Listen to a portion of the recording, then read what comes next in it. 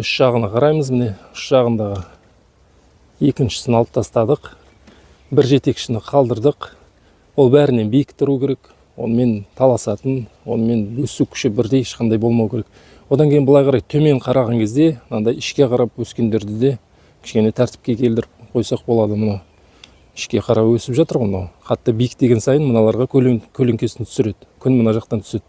Сондықтан да мына бұтақтарға күн сәулесі жақсы түсу үшін мына ішке қараған бұтақтарды оларды да тәртіпке келтіріп қоямыз. Біз ішке қарады екен деп оның бәрін толық алып тастай бермейміз. Үш жағын тәртіпке келтіріп қоюдың өзі жеткілікті. Мына жерде де дәл солай. Міне үш жағын сындырып қойдық. Мына енді өсуді жалғастырушы бұтақ. Мына жерге бұған тиіспейміз. Кете береді міне. Бірінші бұтақты қалдырамыз. Ұшы міне бүтін. Ол өсіп жатыр. Оған таласу